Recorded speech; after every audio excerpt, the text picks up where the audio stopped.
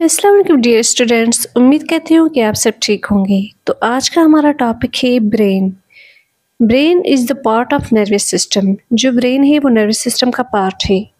Nervous system coordinate action sensor information by transmitting signals to its different parts of its body. जो nervous system है वो coordinate करता है sensor information को, और ये एक्शन पे भी कोऑर्डिनेट करता है बाय ट्रांसमिटिंग सिग्नल्स। बॉडी के डिफरेंट पार्ट्स में सिग्नल्स जाते हैं उसके ज़रिए। जैसे कि अगर हम गर्म तवे के ऊपर अपना हाथ रखते हैं तो हमारे हाथ में जलन महसूस होती है, और जब सेंसर इंफॉर्मेशन हमारे दिमाग तक जाती है जिसको सेंट्रल नर्वस सिस्टम कहते हैं, जब सेंसर इंफॉर्मेशन दिमाग तक जाती है तो वहाँ पे इस इंफॉर्मेशन की एनालिसिस होती है, और फिर उसके बाद यही इंफॉर्मेशन एज ए रिस्पॉन्स के थ्रू हमारे इफेक्टर्स के पास आती है, जिसकी वजह से हम अपना हाथ उठा लेते हैं। तो ये सारा का सारा सिस्टम जो है ये नर्वस सिस्टम के अंदर आता है। इसको मज़ीद हम आगे चल के पढ़ेंगे। उसके बाद है nervous system divided into two parts. जो नर्वस सिस्टम है वो दो पार्ट्स में डिवाइड होता है। एक होता है सेंट्रल नर्वस सिस्टम जिसको CNS कहा जाता है, और जो दूसरा होता है वो है पेरिफेरल नर्वस सिस्टम जिसको PNS कहा जाता है। तो जो सेंट्रल नर्वस सिस्टम है हम उसको पढ़ेंगे पहले। तो जो सेंट्रल नर्वस सिस्टम है वो डिवाइड होता है फर्दर दो पार्ट्स में। एक होता है ब्रेन और दूसरा होता है spinal cord. Central nervous system protected by three ways. Central nervous system तीन तरीकों से प्रोटेक्ट होता है। एक होता है स्कल, दूसरा होता है मेनिंजेस, और जो तीसरा होता है वो होता है सेरिब्रो स्पाइनल फ्लूइड। तो जो पहला होता है वो है स्कल। स्कल तो आप सबको पता होगा कि क्या होता है। स्कल जो है हमारे दिमाग के ऊपर एक कवरिंग होती है जिसको हम कहते हैं स्कल। स्कल का दूसरा नाम क्रेनियम भी होता है, क्रेनियम भी कहा जाता है स्कल को। स्कल जो कि बहुत ही ज़्यादा हार्ड होता है, और ये क्या करता है, ये दिमाग को चोट लगने की वजह से बचाता है। अगर हमारे ब्रेन को चोट लगती है तो स्कल क्या करता है, इसको प्रोटेक्ट करता है। तो इसको हम कहते हैं स्कल। स्कल के अंदर तीन लेयर्स मौजूद होती हैं, उन तीन लेयर्स को कहते हैं मेनिंजेस। ठीक है, अब मेनिंजेस के तीन लेयर्स कौन से हैं, वो होती हैं, जो नंबर 1 है वो है ड्यूरामीटर होती है, और जो नंबर 2 है वो है एरकोनाइट मीटर जो कि मिडिल लेयर होती है, और जो नंबर 3 है वो है पिया मीटर जो कि इनर लेयर होती है। तो सबसे आउटर लेयर कौन सी होती है, dura mater. Dura mater is the outer covering. ठीक है, ड्यूरामीटर आउटर कवरिंग होती है जो स्कल के बिल्कुल नज़दीक होती है क्योंकि ये आउटर होती है। जो ड्यूरामीटर है वो एक ड्रेनेज सिस्टम होता है, drainage system that is called dural venous sinus. Dural venous sinus allow blood to leave your brain.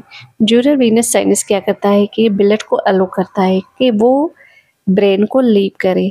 उसके अलावा ये अलो करता है सेरिब्रो स्पाइनल फ्लूइड को to reenter the circulation, कि वो फिर से री इंटर हो और सर्कुलेशन करे। उसके बाद जो दूसरी लेयर आती है वो है मिडिल लेयर जिसको कहते हैं एरकोनाइट मीटर। एरकोनाइट मीटर जो कि मिडिल लेयर होती है, और ये क्या करती है, इसमें सेरिब्रो स्पाइनल फ्लूइड मौजूद होता है। जो तीसरी लेयर होती है वो है पिया मीटर। पिया मीटर तीसरी लेयर होती है, ये इनर लेयर होती है और बहुत ही ज़्यादा थिन होती है।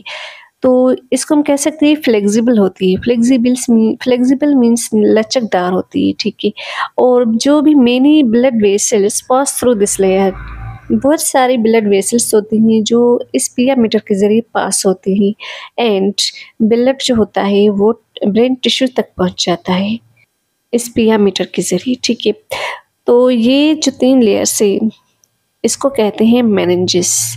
जो नंबर 3 वे है वो है सेरिब्रो स्पाइनल फ्लूइड जो कि सेंट्रल नर्वस सिस्टम को प्रोटेक्ट करता है। सेरिब्रो स्पाइनल फ्लूइड क्या है, ये एक तरह का फ्लूइड होता है जो कि ब्लड वेसल्स होती हैं बॉडी में, उनमें से ये निकला हुआ होता है डिफ्यूजन के ज़रिए, और भी बहुत सारे प्रोसेस होते हैं जिसके ज़रिए निकलता है और ये स्टोर होता है पिया मीटर और एरकोनाइट मीटर के दरमियान में।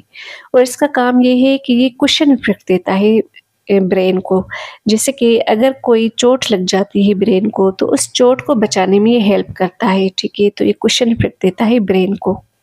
अब हम पढ़ेंगे brain. Brain is the part of nervous system and brain the weight of brain is 1.34 kg और 1.4 kg।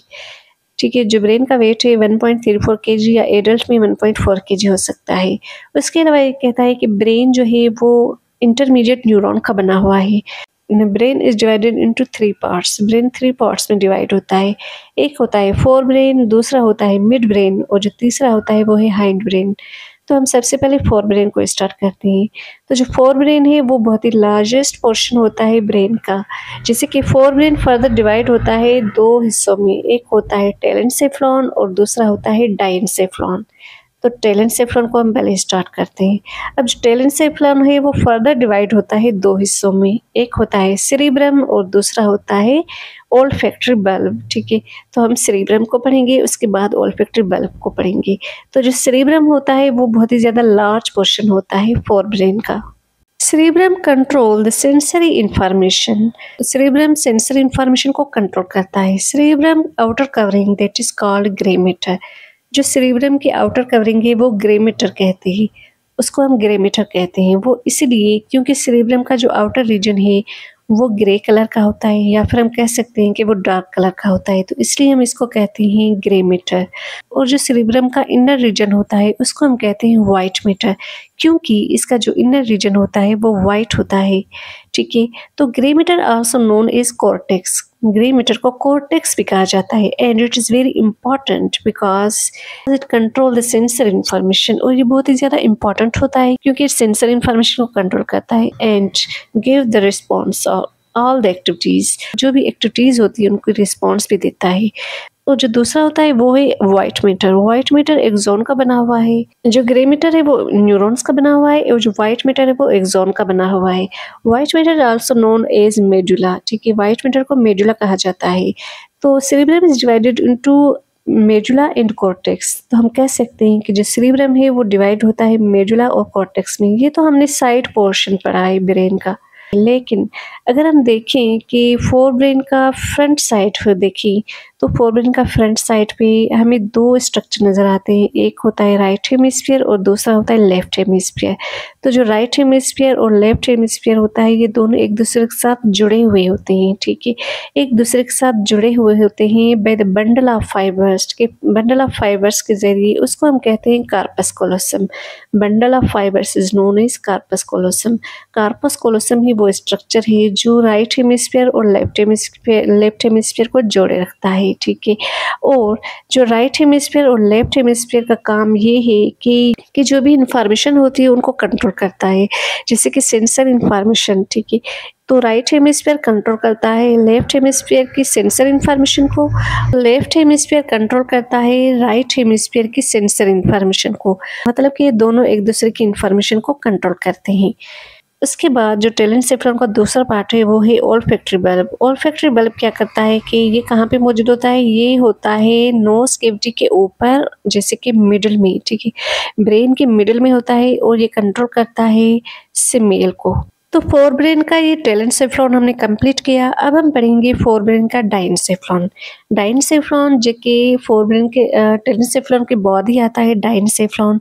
डाइनसेफ्लॉन में एक स्ट्रक्चर है जो कि राउंडेड है, तो उस स्ट्रक्चर का नाम है थैलेमस। थैलेमस क्या करता है, थैलेमस जो है वो सेरिब्रम के नीचे होता है और ब्रेन स्टेम के ऊपर होता है, और ये राइट हेमिस्फीयर और लेफ्ट हेमिस्फीयर भी नीचे होता है। इसका काम ये है कि जो भी राइट हेमिस्फीयर और लेफ्ट हेमिस्फीयर की सेंसर इंफॉर्मेशन होती है वो उनको लेकर जाता है सेरिब्रल कॉर्टेक्स के पास, मतलब कि ग्रे मैटर के पास लेकर जाता है। उसके बाद एक और स्ट्रक्चर आता है जिसका नाम है हाइपोथैलेमस। हाइपोथैलेमस टेम्पोरल लोब के अंदर आता है जिसको लिम्बिक सिस्टम कहा गया है, और लिम्बिक सिस्टम में ना सिर्फ हाइपोथैलेमस बल्कि यहाँ पे दो और स्ट्रक्चर्स भी आते हैं, एक होता है एमिगडाला और दूसरा होता है हिप्पोकैम्पस। तो हम कह सकते हैं कि लिम्बिक सिस्टम जो कि टेम्पोरल लोब होता है उसमें तीन स्ट्रक्चर मौजूद होते हैं, एक होता है हाइपोथैलेमस और दूसरा होता है एमिगडाला और जो तीसरा होता है वो है हिप्पोकैम्पस। ठीक है, तो पहले हम हाइपोथैलेमस को पढ़ेंगे। हाइपोथैलेमस क्या करता है, हाइपोथैलेमस जो है वो रेगुलेट करता है हार्मोन्स को, उसके अलावा ये कंट्रोल करता है होमियोस्टेसिस को, होमियोस्टेसिस जैसे कि ब्लड प्रेशर हो गया, और ये रेगुलेट करता है सिंपैथेटिक और पैरासिम्पैथेटिक को जो कि ऑटोनॉमिक नर्वस सिस्टम का हिस्सा है। ठीक है, तो ये इनको कंट्रोल करता है। उसके अलावा हाइपोथैलेमस क्या करता है, भूख प्यास जो हमें लगती है उनको कंट्रोल करता है, और सोना जागना बिहेवियर इमोशंस जो भी होती हैं इनको ये कंट्रोल करता है हाइपोथैलेमस। हाइपोथैलेमस जो है वो एंडोक्राइन और नर्वस सिस्टम को कोऑर्डिनेट करता है, मतलब उन दोनों के बीच में रिलेशन बनाता है। एंडोक्राइन सिस्टम में हार्मोन्स की प्रोडक्शन होते हैं और रिलीजिंग ऑफ हार्मोन्स होते हैं, हार्मोन्स रिलीज होते हैं और ये जो हार्मोन्स होते हैं ये रिस्पॉन्सिबल होते हैं रीग्रोथ की, रिप्रोडक्शन की, मेटाबॉलिज्म के और स्ट्रेस रिस्पॉन्स के। हाइपोथैलेमस पैरासिम्पैथेटिक और सिम्पैथेटिक को रेगुलेट करता है। पैरासिम्पैथेटिक और सिम्पैथेटिक क्या है, ये दोनों ऑटोनॉमिक नर्वस सिस्टम के पार्ट होते हैं। सिम्पैथेटिक जिसको हम कहते हैं कि फाइट और फ्लाइट कहते हैं, क्योंकि ये फाइट और फ्लाइट में एक्टिव हो जाता है। जैसे कि ऐसे हालात हो जाते हैं जैसे डेंजर हालात होती है या फिर ऐसी हालात जिसमें हम स्ट्रेस लेते हैं, ठीक है, तो ये स्ट्रेस के दौरान ये जल्दी में एक्टिव हो जाता है। अगर हम जज्बाती हो जाते हैं तो उसमें एक्टिव हो जाता है और अगर हम लड़ने झगड़ने पे आ जाते हैं तो उसमें एक्टिव हो जाता है। और अगर हम रेसिंग प्रोग्राम में हिस्सा लेते हैं, दौड़ वाला प्रोग्राम हो, तो ये उसमें एक्टिव हो जाता है। और याद रखिएगा कि इस सिस्टम में, सिंपैथेटिक नर्वस सिस्टम में जो डाइजेस्टिव सिस्टम है वो बिल्कुल ही काम करना छोड़ देता है। हमें भूख प्यास नहीं लगती क्योंकि सारी की सारी जो एनर्जी होती है वो हमारे मसल के अंदर आ जाती है, ठीक है। और हम दौड़ भाग में अगर हिस्सा लें तो उसमें ये एक्टिव हो जाता है और हम तेज़ी से भागने लगते हैं क्योंकि सारी एनर्जी हमारी मसल के अंदर आ जाती है, तो ये उसमें एक्टिव हो जाता है। और कोई डेंजर सिचुएशन हो, अगर कोई ख़तरनाक सिचुएशन हो, तो उसमें भी एक्टिव हो जाता है ताकि हम खुद को बचा सकें। सिंपैथेटिक नर्वस सिस्टम जो है वो फाइट, अगर हम जज्बाती हो जाते हैं तो उसमें एक्टिव हो जाता है। और अगर हम लड़ने झगड़ने पे आ जाते हैं तो उसमें एक्टिव हो जाता है। और अगर हम रेसिंग प्रोग्राम में हिस्सा लेते हैं, दौड़ वाला प्रोग्राम हो, तो ये उसमें एक्टिव हो जाता है। और याद रखिएगा कि इस सिस्टम में, सिंपैथेटिक नर्वस सिस्टम में जो डाइजेस्टिव सिस्टम है वो बिल्कुल ही काम करना छोड़ देता है। हमें भूख प्यास नहीं लगती क्योंकि सारी की सारी जो एनर्जी होती है वो हमारे मसल के अंदर आ जाती है, ठीक है। और हम दौड़ भाग में अगर हिस्सा लें तो उसमें ये एक्टिव हो जाता है और हम तेज़ी से भागने लगते हैं क्योंकि सारी एनर्जी हमारी मसल के अंदर आ जाती है। और कोई डेंजर सिचुएशन हो, अगर कोई ख़तरनाक सिचुएशन हो, तो उसमें भी एक्टिव हो जाता है ताकि हम खुद को बचा सकें। उसके बाद एक और सिस्टम आता है ऑटोनॉमिक का, जिसको कहते हैं पैरासिम्पैथेटिक। पैरासिम्पैथेटिक जो कि सिंपैथेटिक नर्वस सिस्टम के बिल्कुल अपोजिट होता है। और पैरासिम्पैथेटिक जो कि बॉडी को रिलैक्स करता है, कॉम करता है। और उसके अलावा इसमें डाइजेस्टिव सिस्टम जो है वो नॉर्मल रहता है, इसमें भूख प्यास लगती है। अगर सिंपैथेटिक नर्वस सिस्टम में हमारा ब्लड प्रेशर हाई हो गया हो, हमारा शुगर हाई हो गया हो, तो ये जो पैरासिम्पैथेटिक है उनको कंट्रोल करता है। मतलब कि अगर ब्लड प्रेशर हाई हो गया हो तो ब्लड प्रेशर को कंट्रोल करता है, ब्लड प्रेशर को नॉर्मलाइज करता है। उसके अलावा अगर शुगर हाई हो गई हो तो उसको भी नॉर्मलाइज करता है। अगर हमें भूख प्यास नहीं लगती तो ये फिर से उसी हालत में ले आता है और हमें भूख और प्यास भी लगने लगती है। तो ये बात याद रखिए कि जो सिंपैथेटिक नर्वस सिस्टम है वो टेम्पररी होता है क्योंकि ये अचानक वाला होता है। अचानक कोई सिचुएशन आ जाती है। अब हमेशा तो ऐसी सिचुएशन नहीं होती ना, ये अचानक होती हैं। डेंजर वाली सिचुएशन या ऐसे जज्बाती होने वाली सिचुएशन अचानक होती है और ये कभी कभी होती है, तो ये टेम्पररी होता है। लेकिन जो पैरासिम्पैथेटिक है वो अगर ऐसी सिचुएशन हो भी जाए ना तो उसको ये नॉर्मलाइज करता है और वापस उसी हालत में ले आता है। तो हम कह सकते हैं कि ये इसके अपोजिट होता है। अब बात आती है पिट्यूटरी ग्लैंड। पिट्यूटरी ग्लैंड क्या है, ये एक सिमाल है, सिमाल साइज होता है, पी शेप्ड होता है। और ये जो है ना, ये यहाँ पर हाइपोथैलेमस के साथ मिलकर हार्मोन्स को रेगुलेट करता है और रिलीज करता है हार्मोन्स को। अब लिम्बिक सिस्टम के अंदर एक और स्ट्रक्चर आता है, आलमंड शेप होता है, बादाम शेप जैसा। उसका नाम है एमिगडाला।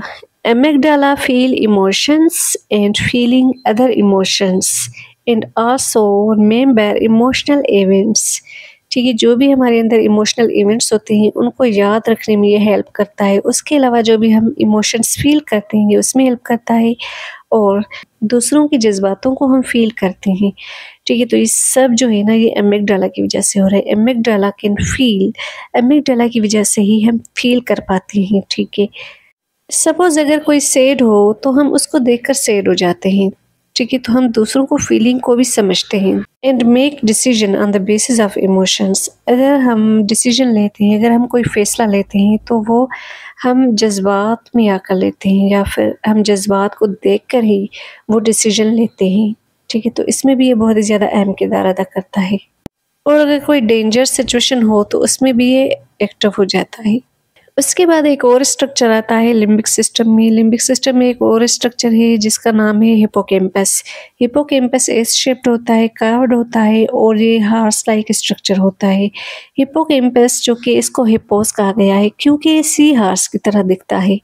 हिपोकैम्पस क्या करता है कि जो भी ओल्ड मेमोरीज होती है उसको रिकॉल करता है, क्रिएटिंग न्यू इन्फॉर्मेशन। जो भी न्यू इन्फॉर्मेशन होती है उसको क्रिएट करता है और उसको स्टोर करता है। उसके अलावा ये जो न्यू इन्फॉर्मेशन होती है उसको लर्न करता है, उसको सीखता है और फिर स्टोर करता है। और जो भी पुरानी याददाश्त होती है उसको याद कराने में ये हेल्प करता है। तो ये बात याद रखिए कि जो हाइपोथैलेमस होता है, एमिगडाला और हिपोकैम्पस, ये तीनों स्ट्रक्चर लिम्बिक सिस्टम के अंदर आ जाते हैं। लिम्बिक सिस्टम जिसमें टेम्पोरल लोब होता है। टेम्पोरल लोब जो कि लिम्बिक सिस्टम का एक हिस्सा है और जो टेम्पोरल लोब होता है वो हमारे कानों के नज़दीक होता है। तो डाइनसेफ्लॉन भी हमारा कंप्लीट हुआ जो कि फोरब्रेन का दूसरा हिस्सा था। डाइनसेफ्लॉन के अंदर थैलेमस, हाइपोथैलेमस, एमिगडाला, हिपोकैम्पस और पिट्यूटरी ग्लैंड इस फंक्शनली कनेक्टेड होता है। तो ये हमारा फोरब्रेन कंप्लीट हुआ। ठीक है, फोरब्रेन के हमने दोनों पार्ट्स पढ़ लिए हैं, एक टेलेनसेफ्लॉन, एक दूसरा है डाइनसेफ्लॉन। हमने दोनों पार्ट्स पढ़ लिए। अब हम पढ़ेंगे ब्रेन का दूसरा पार्ट जिसका नाम है मिड ब्रेन। मिड ब्रेन को मेसेनसेफ्लॉन भी कहा गया है। जो मिड ब्रेन है उसको हम रिले स्टेशन कहते हैं। रेटिकुलर फॉर्मेशन यहाँ से ट्रांसमिट होती है, इसलिए इसको हम कहते हैं रिले स्टेशन, क्योंकि यहाँ से इंफॉर्मेशन जो है वो ट्रांसमिट होती है।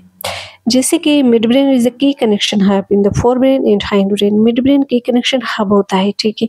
और जो मिड ब्रेन होता है वो हाइंड ब्रेन और फोर ब्रेन के दरमियान में होता है, तो इसको हम मिड ब्रेन कहते हैं। मिड ब्रेन जो है वो आइस की मूवमेंट में हेल्प करता है। मिड ब्रेन सेंड करता है फोर ब्रेन की इंफॉर्मेशन को हाइंड ब्रेन के पास और हाइंड ब्रेन की इंफॉर्मेशन को फोर ब्रेन के पास सेंड करता है। इसीलिए मिड ब्रेन को कनेक्शन हब कहा गया है। उसके बाद ब्रेन का तीसरा पार्ट है वो है हाइंड ब्रेन। हाइंड ब्रेन जो कि ब्रेन का तीसरा पार्ट है, ये स्कल की बैक साइड भी होता है और इसको कहते हैं ये ऑक्सीपिटल लोब के नीचे होता है। Hind brain further divided into 3 parts. Hind brain 3 parts में डिवाइड होता है। एक होता है सेरिबलम, दूसरा होता है पंस और तीसरा होता है मेडुला ओब्लांगेटा। तो वहाँ पे हमने पढ़ा था सेरिब्रम, ठीक है, RRUM सेरिब्रम, लेकिन यहाँ पे LLUM, तो यहाँ पे हो गया सेरिबलम, ठीक है। अक्सर जो स्टूडेंट्स हैं वो कंफ्यूज हो जाते हैं, लेकिन यहाँ पे आप स्पेल देख सकते हैं, स्पेल चेक करें कि यहाँ पे LLUM है और वहाँ पे RR था। तो जो हाइंड ब्रेन का जो पहला पार्ट है वो है सेरिबलम। इन सेरिबलम बिहेवियर रिकॉर्डेड मेमोरीज होती है, ठीक है। जो भी हमारा बिहेवियर होता है उसको रिकॉर्ड करता है। सेरिबलम में बिहेवियर रिकॉर्डेड मेमोरी होती है और सेरिबलम कंट्रोल करता है और बैलेंस करता है बॉडी को। Cerebellum control the movement and balance of the body. जो सेरिबलम है वो हमारी बॉडी के मूवमेंट को कंट्रोल करता है और बैलेंस करता है, ठीक है। Cerebellum balance walking, standing and running. Cerebellum जो है वो बैलेंस करता है वॉकिंग, स्टैंडिंग और रनिंग को। सपोज अगर हम वॉक कर रहे हैं तो हम सीधे वॉक कर रहे हैं, हम सही तरीके से वॉक कर रहे हैं, हम बैलेंस में वॉक कर रहे हैं। और अगर हम खड़े हुए हैं तो भी हम बैलेंस में खड़े हुए हैं। अगर हम दौड़ रहे हैं तो भी हम बैलेंस में दौड़ रहे हैं, एक ही डायरेक्शन में दौड़ रहे हैं। तो हमारी जो मूवमेंट है उसको भी ये कंट्रोल करता है, ठीक है। अगर सेरिबलम ना होता, अगर सेरिबलम हमारी बॉडी को बैलेंस में ना रखता तो हम लड़खड़ाते, हम खड़े भी ना हो पाते, हम चल भी नहीं सकते। तो ये सारा का सारा सिस्टम जो है सेरिबलम कंट्रोल कर रहा होता है। और cerebellum control the body movement और कोऑर्डिनेट द बॉडी मूवमेंट, ठीक है। जो भी बॉडी मूवमेंट होती है उसको कंट्रोल करता है, जैसे कि हमारी हाथों की मूवमेंट, हमारी उंगलियों की मूवमेंट। और अगर हम कुछ सीख रहे हैं, हमारे जो भी हमारे ऑर्गन से उनकी मूवमेंट होती है, जैसे कि अगर हम बाईसाइकिल चला रहे हैं तो उसके टांगों की मूवमेंट को कंट्रोल करता है। अगर हम टाइपिंग कर रहे, राइटिंग कर रहे तो उसको ये कंट्रोल करता है। उसके अलावा हम जो ज़बान से बोल रहे हैं, ठीक है, हमारी ज़ुबान जो है उसकी मूवमेंट हो रही है। तो हमारी ज़ुबान की मूवमेंट तो हो रही है लेकिन ये बैलेंस में हो रही है, ठीक है। इसको कंट्रोल करने वाला सेरिबलम है। अगर सेरिबलम हमारी ज़ुबान को कंट्रोल ना करता तो हम पता नहीं क्या क्या बोल रहे होते, हमारी ज़ुबान ऐसे लड़खड़ाती, हम सही से बोल भी ना पाते। तो हम जो भी बोल रहे हैं ना उसको कंट्रोल करने वाला सेरिबलम है। और अगर हम चल फिर रहे हैं तो उसको बैलेंस करने वाला भी सेरिबलम है। अगर हम टाइपिंग करते हैं, हाथों की उंगलियों को कंट्रोल करने वाला भी सेरिबलम है। जो हम टाइपिंग करते हैं, तो हम कह सकते हैं कि बॉडी के मूवमेंट्स को कंट्रोल करने वाला सेरिबेलम है। उसके बाद हाइंड ब्रेन का दूसरा पार्ट है वो है पंस। ठीक है, पंस रेगुलेट और डील द इनवॉलंटरी एक्शंस जैसे कि स्लीप, वेकफुलनेस, ब्रीथ रेट। जो पंस होता है वो रेगुलेट करता है हमारे इनवॉलंटरी एक्शंस को। इनवॉलंटरी एक्शंस ऐसे जैसे कि ऐसे काम जो हमारे इख्तियार में ना हो, जो हमारे बस में ना हो, उनको कंट्रोल करता है। जैसे कि सोना, जागना और ब्लड प्रेशर का हाई हो जाना, लो हो जाना। उसके अलावा जो शुगर है उसका हाई हो जाना, जो भी हमारे इंटरनल ऑर्गन्स है उसकी इनवॉलंटरी एक्शंस को कंट्रोल करता है पंस। और पंस कहाँ पे मौजूद होता है? एक ब्रेन स्टेम होता है, ब्रेन स्टेम होता है, उसमें पंस मौजूद होता है। मेडुला ओब्लांगेटा भी उसी में आ जाता है, और जो मिड ब्रेन है वो भी ब्रेन स्टेम के अंदर आता है। लेकिन जो सेरिबेलम है वो ब्रेन स्टेम के अंदर नहीं आता, बल्कि वो बिहाइंड द ब्रेन स्टेम होता है। जो तीसरा पार्ट है हाइंड ब्रेन का वो है medulla oblongata. Medulla oblongata is the last portion, ठीक है, और स्टाक लाइक होता है ये। मेडुला ओब्लांगेटा लास्ट पोर्शन होता है जो स्टाक लाइक होता है। मेडुला ओब्लांगेटा का भी सेम काम है जैसे पंस का था। मेडुला ओब्लांगेटा भी डील करता है इनवॉलंटरी एक्शन को, जो ऐसे काम जो हमारे इख्तियार में ना हो, कि breathing rate, heart rate, blood pressure, इनको कंट्रोल करता है। Medulla oblongata also control the solving food. जो सॉल्विंग फूड है वो हमारे इख्तियार में होता है, वो वॉलंटरी एक्शन होता है, क्योंकि हम खुद से खाना खा रहे हैं, ठीक है, ये हमारे बस में ही। लेकिन जैसे ही खाना अंदर मुंह के अंदर जाता है तो वो इनवॉलंटरी हो जाता है। वो इसलिए क्योंकि हम जो खाना खा रहे होते हैं वो ड्राई होता है, ठीक है, वो खाना ड्राई होता है, और उसको लुब्रिकेट होने के लिए अगर खाना ड्राई हुआ तो ये हम निगल नहीं सकते, ठीक है, खाना ड्राई होने की वजह से हम आसानी से निगल नहीं सकते खाने को। तो इसी वजह से जो मेडुला ओब्लांगेटा है वो सलीवरी ग्लैंड्स को मैसेज भेजता है कि वो सलीवा प्रोड्यूस करे ताकि खाना लुब्रिकेट हो सके। और जैसे ही सलीवा प्रोड्यूस होता है तो हमारा जो खाना होता है वो लुब्रिकेट होता है और हम आसानी से निगल सकते हैं। तो खाने का लुब्रिकेट होना ये इनवॉलंटरी एक्शन होता है, क्योंकि ये हमारे इख्तियार में नहीं होता है, ये खुद ब खुद होता है। मेडुला ओब्लांगेटा जो कि कनेक्ट करता है स्पाइनल कॉर्ड और ब्रेन को, ठीक है, इन दोनों के बीच में होता है। तो हम कह सकते हैं कि medulla oblongata is the connection between the spinal cord and brain. तो डियर स्टूडेंट्स, ये था आज का लेक्चर ब्रेन, जो कि बहुत ही ज़्यादा बड़ा लेक्चर है, और मुझे उम्मीद है कि आप लोगों को ये लेक्चर समझ आएगा।